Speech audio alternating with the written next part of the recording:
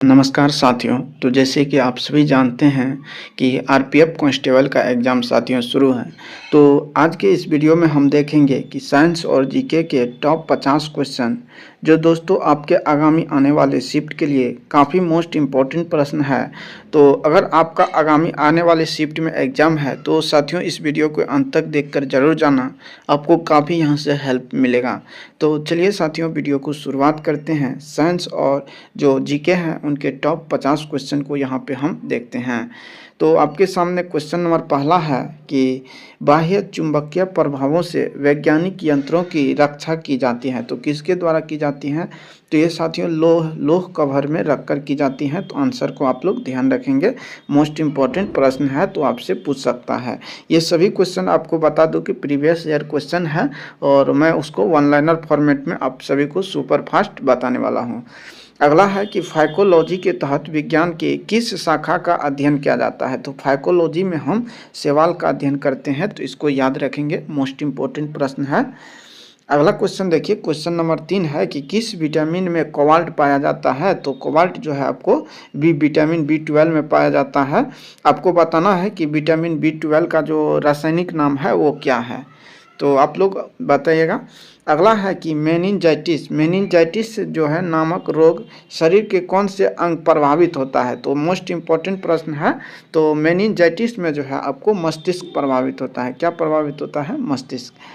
अगला है कि मानव शरीर में रक्त का थक्का नहीं बनने का प्रमुख कारण क्या है? तो मानव के शरीर के अंदर जो रक्त का थक्का नहीं बन पाता है, इसका मुख्य कारण है कि रक्त में हिपेरिन नामक प्रोटीन रहता है। और किस प्रोटीन के कारण जो है रक्त थक्का बनता है? तो फाइब्रोनेजन के कारण। किसके कारण रक्त थक्का?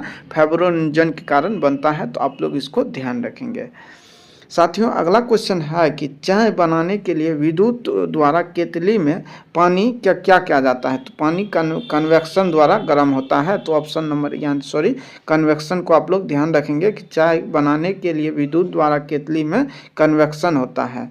अगला है कि वृद्धों के चिकित्सा शास्त्रीय अध्ययन को क्या कहा जाता है? काफ़ी मोस्ट इम्पोर्टेंट है।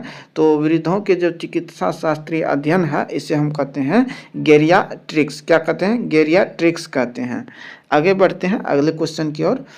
क्वेश्चन है कि हाइपोग्लाइसेमिया नामक रोग रक्त में किसकी कमी से होती है? ये आपको हो जाएगा किसकी कमी से? ये हो जाएगा आपको प्लेग। क्या? ग्लूकोज की कमी से होती है। किसकी कमी से साथियों? ये ग्लूकोज की कमी से होती हैं। तो आंसर क्या हो जाएगा? ग्लूकोज हो जाएगा। अगला है कि HTLV-2 नामक जो है वायरस से कौन सा रोग फैलता है? तो यह आपको हो जाएगा एड्स। क्या होगा? एड्स होगा। यहाँ पे एड्स बिल्कुल सही जवाब है। अगला है मानव शरीर में सबसे छोटी ग्रंथि कौन सी है? तो सबसे छोटी ग्रंथि प्यूटरी ग्रंथि है। और सबसे बड़ी ग्रंथि पूछेगा तो यकृत हो जाएगा। चलिए आगे बढ़ते हैं। क्वेश्चन नंबर 11 पे आइए, है कि इंजाइम्स मूल्य क्या है? तो इंजाइम्स एक प्रकार का प्रोटीन है। क्या है? प्रोटीन है। और सभी यानी कि प्रोटीन की एक इंजाइम्स आपको एमिनो अम्ल भी हो सकता है। तो सभी जितने भी एमिनो अम्ल है वो क्या होते हैं? तो वो प्रोटीन ही होते हैं। अगला है कि पित्त का निर्माण शरीर के किस भाग में होता है? पित्त का निर्माण यकृत में होता है, लेकिन ये जमा कहाँ होता है? तो ये पित्ताशय में जमा होता है। अगला है कि क्रिस छिद्र सिद्धांत को प्रतिपादित किया था? तो किसने? तो एस चंद्रशेखर। यानी कि चंद्रशेखर सीमा किसके द्वारा दिया गया था? तो एस चंद्रशेखर के द्वारा दिया गया था। और इन्होंने चंद्रशेखर सीमा कितना बताया था? तो 1.44 बताया था। तो आप लोग इसको ध्यान रखेंगे। अगला है कि साइनोकोबाल्मिन क्या है? तो आपको बताए थे कि विटामिन B12 जो है इसे ही साइनोकोबाल्मिन कहा जाता है। तो विटामिन B12 हो जाएगा। साइनोकोबाल्मिन को आप लोग ध्यान रखेंगे। अगला है कि टेट्रा जो है टेट्रा हाइड्राइल लेड यानी कि TEL पेट्रोल में क्यों मिलाया जाता है? क्योंकि ये इसका काम है कि एंटी नॉकिंग रेटिंग के लिए। किसको? एंटी नॉकिंग रेटिंग को बढ़ाने के लिए मिलाया जाता है। तो आप लोग ध्यान रखेंगे, काफ़ी मोस्ट इम्पोर्टेंट प्रश्न है कि टेल पेट्रोल में क्यों मिलाया जाता है? तो एंटी नॉकिंग रेटिंग यानी कि अपस्फोटन की दर को बढ़ाने के लिए।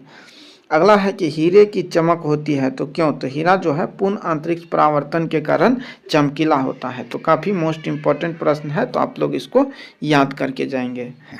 अगला क्वेश्चन है कि आपेक्षिक आर्द्रता मापी जाती है। तो आपेक्षिक आर्द्रता हाइग्रोमीटर से मापी जाती है। किससे? हाइग्रोमीटर से। और हाइड्रोमीटर से जो है आपेक्षिक घनत्व मापी जाती है। किससे? हाइड्रो। ड्रो यहाँ पर गो की जगह ड्रो अगर लगा रहेगा तो वो आपेक्षिक घनत्व मापा जाएगा। अगला है कि रेटिना पर बनने वाला प्रतिबिंब होता है। तो मानव की रेटिना पर जो प्रतिबिंब बनता है वो वास्तविक, उल्टा और वस्तु से छोटा बनता है। मानव नेत्र में कौन सा लेंस रहता है? तो ध्यान रखेंगे उत्तल लेंस का प्रयोग होता है। चलिए अगला क्वेश्चन है कि पोलियो का टीका सर्वप्रथम किसने तैयार किया था? तो पोलियो का जो टीका है ये जॉन साल के द्वारा तैयार किया गया था। तो काफ़ी मोस्ट इम्पोर्टेंट प्रश्न है, आप लोग इसको याद रखेंगे। आगे बढ़ते हैं। क्वेश्चन नंबर 20 है कि गोबर गैस मुक्त संगठक है। तो गोबर गैस जो है ये आपको हो जाएगा मीथेन का। मीथेन का फॉर्मूला पूछ सकता है, तो CH4 जो है मीथेन का फॉर्मूला होगा साथियों। अगला है कि हरे पौधे में प्रकाश संश्लेषण की दर क्या कहलाती है? तो इसे हमें क्वांटोसोम कहते हैं। हरा पौधा में जो प्रकाश संश्लेषण होता है वो सूर्य प्रकाश की उपस्थिति में होता है। ग्लूकोज यानी कि CO2 + H2O जो है ये सूर्य की प्रकाश की उपस्थिति में क्लोरोफिल के माध्यम से ग्लूकोज और जल का निर्माण करते हैं। तो यही प्रकाश संश्लेषण की क्रिया है और इसकी जो इकाई है हमें उसे क्वांटोसोम कहते हैं। तो काफ़ी मोस्ट इम्पोर्टेंट प्रश्न हो जाएगा एग्जाम के लिए। अगला है कि न्यूटन प्रति किग्रा किस भौतिक राशि का मात्रक है? तो यह आपको हो जाएगा त्वरण का। त्वरण का एक मात्रक होता है मीटर प्रति सेकेंड स्क्वायर। क्या होता है? मीटर प्रति सेकेंड स्क्वायर। और वेग में जो परिवर्तन का दर है उसे ही हम त्वरण कहते हैं। तो इसको भी ध्यान रखेंगे। अगला क्वेश्चन है कि ग्वाइटर नामक रोग शरीर के किसकी कमी के कारण होती हैं? तो ये आपको हो जाएगा आयोडीन की कमी। ग्वाइटर या उसे ही घेंघार रोग कहते हैं, या यहाँ पे गलगंड भी आपको एग्जाम में मिल सकता है। तो इन सभी को ध्यान रखेंगे।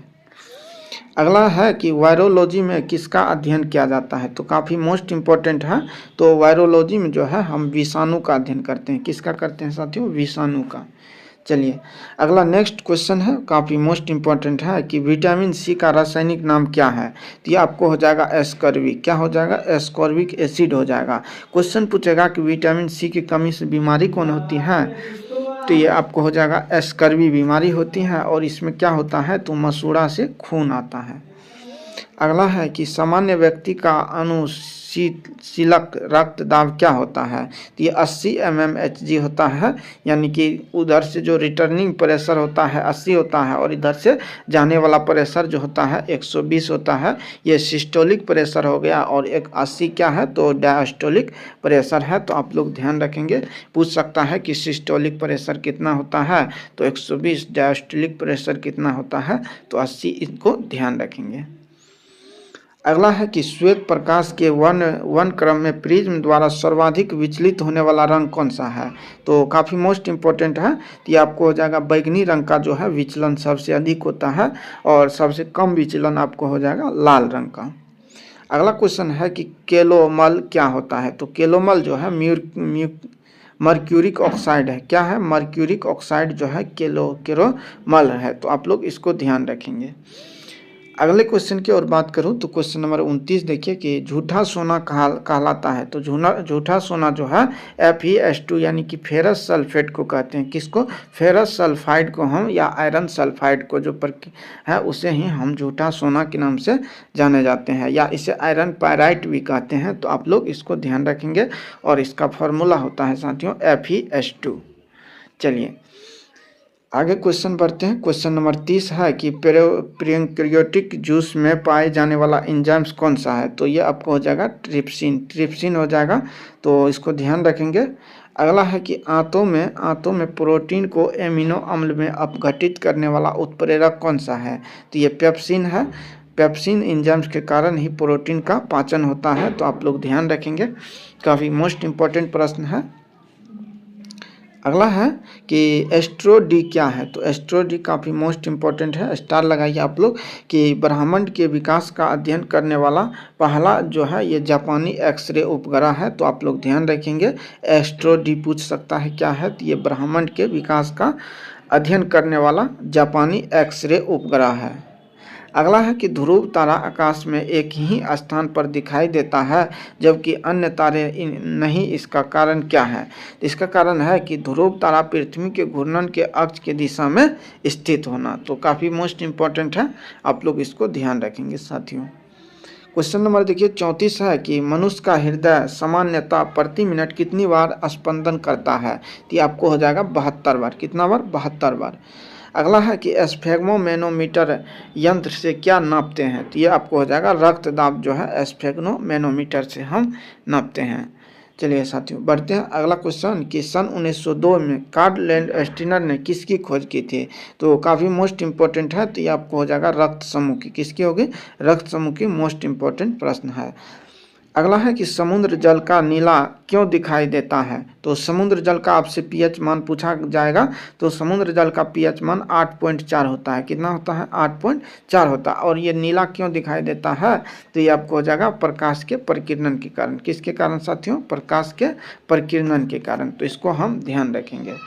चलिए बढ़ते हैं अगले क्वेश्चन की ओर। क्वेश्चन है कि प्रोटीन किस गैस का प्रमुख यौगिक है? तो प्रोटीन जो है नाइट्रोजन का यौगिक है। किसका है? नाइट्रोजन का यौगिक है।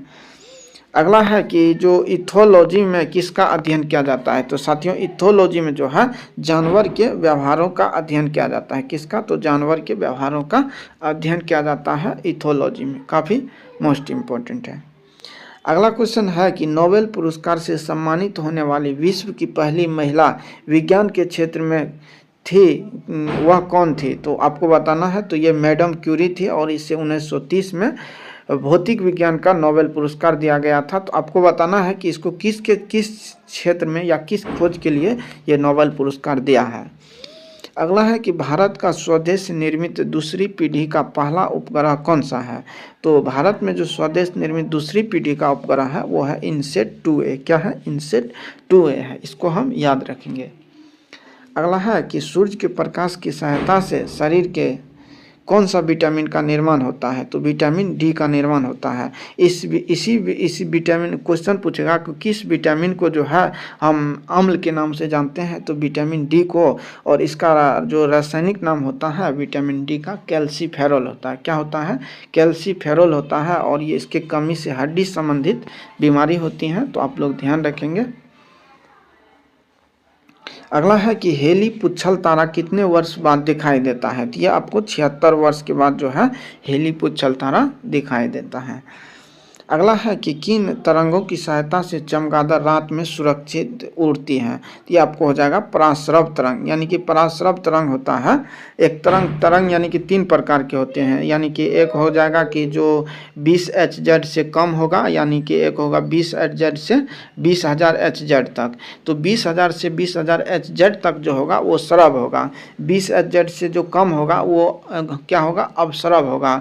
और 20,000 Hz से जो अधिक होगा वो पराश्रव तरंग होगा। और साथियों इसी तरंग के कारण जो चमगादड़ है ये रात में आसानी से उड़ लेती है। चलिए अगला क्वेश्चन है कि HIV विषाणु से निम्नलिखित में से कौन सा रोग होता है? तो HIV से एड्स होता है। और क्वेश्चन ये भी पूछ सकता है कि एड्स किसके कारण होता है? तो एड्स आपको हो जाएगा HIV विषाणु के कारण। अगला है कि रक्त थक्का जमने में कौन सा विटामिन सहायक होता है? तो आपको बताएं यह रक्त का थक्का के लिए विटामिन के सहायक होता है। तो आपको बताना है कि विटामिन के का रासायनिक नाम क्या है? विटामिन के का रासायनिक नाम क्या है? चलिए साथियों अगला है कि एम्पियर सेकेंड मात्रक है। तो किसका? ये आपको आवेश का मात्रक हो जाएगा। किसका साथियों? आवेश का मात्रक। आवेश का मात्रक कूलम भी होता है। क्या होता है? आवेश का मात्रक कूलम भी होता है। तो आप लोग ध्यान रखेंगे। अगला है कि लाफिंग गैस या जिसे हंसाने वाली गैस कहते हैं तो वो नाइट्रस ऑक्साइड है। N2 फार्मूला होता है। क्या? N2 इसकी फार्मूला होती हैं। अगला जो मोस्ट इम्पोर्टेंट प्रश्न है कि डार्क एवेंजर क्या है? तो डार्क एवेंजर जो है ये आपको हो जाएगा एक प्रकार का प्रमुख कंप्यूटर वायरस है। क्या है? एवेंजर एक प्रकार का कंप्यूटर वायरस है। तो आप लोग इसको ध्यान रखेंगे। तो ये मोस्ट इम्पॉर्टेंट प्रश्न है। आप लोग उम्मीद करता हूँ कि आप लोग इन सभी प्रश्न को अच्छी तरीके से देख लिए होंगे साथियों।